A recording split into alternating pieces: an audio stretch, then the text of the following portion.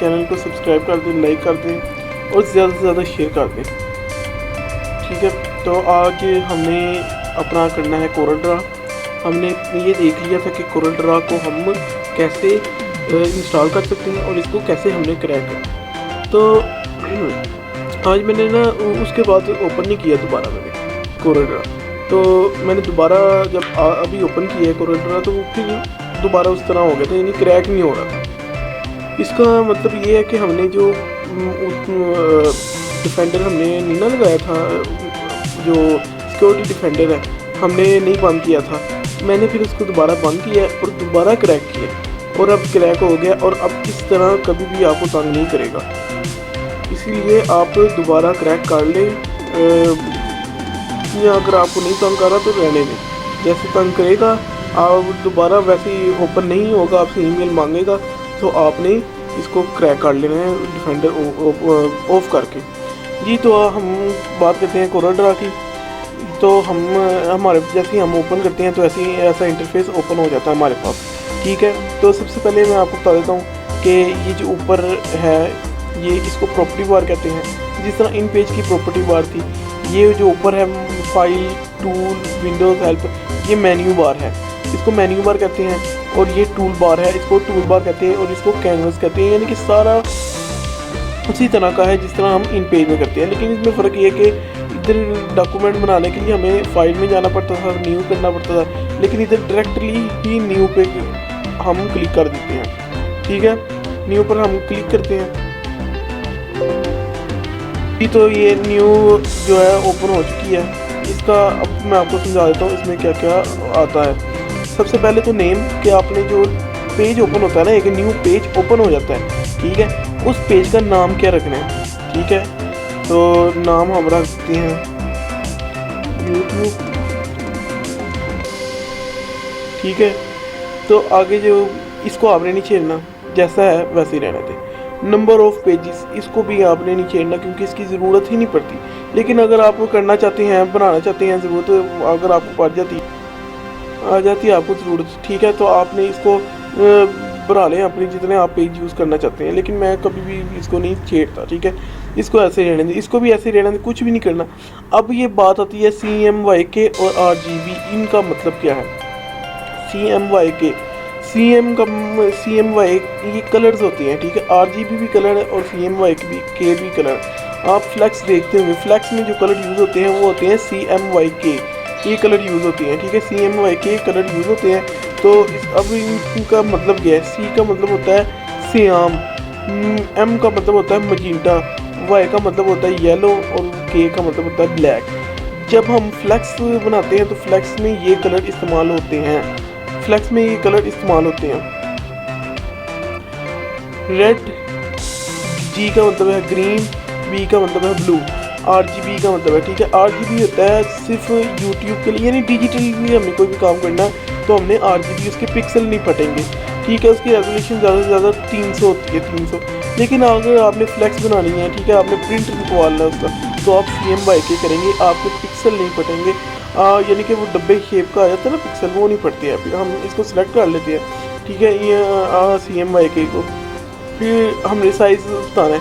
अब business card हमने बनाना है। ठीक है, बिज़नेस कार्ड बनाने के लिए यहाँ तो दिया होगा बिज़नेस कार्ड, यहाँ दिया होता है, ये देखें, ये बिज़नेस कार्ड है। इसकी होती है विड्थ, जो चौड़ाई होती है वो 3.5 होती है और जो हाइट होती है 2.0 होती है। ठीक है, ये देख रहे हैं, इस शेप में आ जाता है। अगर आपने खड़े हुए मतलब कि उल्टू करनी है, यानी हाइट आपने 3.5 करना है और विड्थ आपने वो करनी है 2.0 करनी है, तो आप इसको जैसे ही आप ट्रैक्ट करेंगे ये नंबर चेंज हो जाएंगे। देख रहे हैं, इसको आप करेंगे नंबर ऊपर नीचे हो जाएंगे। ये आपको ये बताता है कि पेज किस रुख का होगा, ऊपर का होगा, नीचे से होगा, ऊपर से नीचे का होगा या इधर से उधर का होगा। तो हम इधर से उधर का होगा। अब हमने रेजोल्यूशन CMYK में कितनी रखनी है।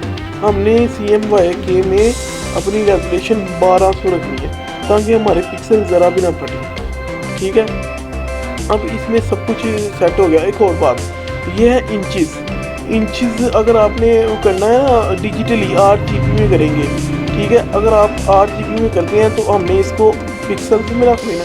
पिक्सल्स में बहुत ऐसे है। अच्छा, अब हम पिक्सल में ये पता लगा सकते हैं कि कितने पिक्सल इस्तेमाल होंगे।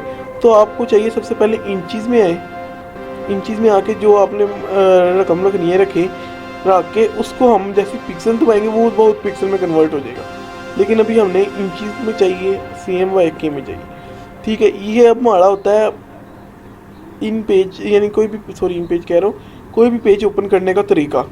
जितने भी हम पेज ओपन करेंगे ये सबसे पहले अपीयर होगा, उसमें हम अपनी सारी वो डालेंगे, इंफॉर्मेशन डालेंगे, नाम डालेंगे और हम इसको अब ओके कर देंगे। जैसे ही ओके करेंगे हमारे पास एक न्यू पेज ओपन हो जाएगा। तो जैसे कि देख रहे हैं ना आप, ये अभी ब्लॉक हुए हैं, ठीक है। ये रंग वगैरह ये अच्छा मैं आपको इसका भी बताऊँगा अभी ये पेज ओपन होने के। ये भी ब्लॉक है, जैसे ही हमारा पेज ओपन होगा ये अनब्लॉक हो जाएंगे, इसकी सारी जो लोकेशन है यानी कि हट जाएगी और ये कारआमद में आ जाएगी। ये देखें पेज हमारा ओपन जैसे ही हुआ है, ये पहले यानी उन्होंने अनब्लॉक किया था एक हिसाब का, हम इसको यूज़ नहीं कर सकते थे, लेकिन अब हम इसको यूज़ कर सकते हैं। ये टूल बार है, ये मेन्यू बार, सॉरी ये मेन्यू बार है, विंडो टूल एडिटर इफेक्ट, और जो ये है ये मेन्यू बार प्रॉपर्टी बार है, ठीक है जी। तो हम वेलकम पेज में मैं आपको बता दूँ ये क्या है वेलकम पेज और यूट्यूब। वेलकम पेज वो है जहाँ से हमने पेज ओपन किया था, और यूट्यूब यानी कि जो हमने पेज ओपन कर लिया है, ठीक है। इसी तरह हम अगर न्यू पेज बनाना चाहते हैं फिर इस पर क्लिक करेंगे और फिर वही सब कुछ आ जाएगा, और जैसा आपने पिछली बार सेट किया होगा वही होगा। जैसे नेम आपने यहाँ पर अपना ज़्यादा रखना है, लेकिन जो बाकी सेटिंग होगी वो वैसी ही की वैसी ही रह जाएगी, वो हमने सारी दोबारा चेंज करनी है अपने लिहाज से, ठीक है।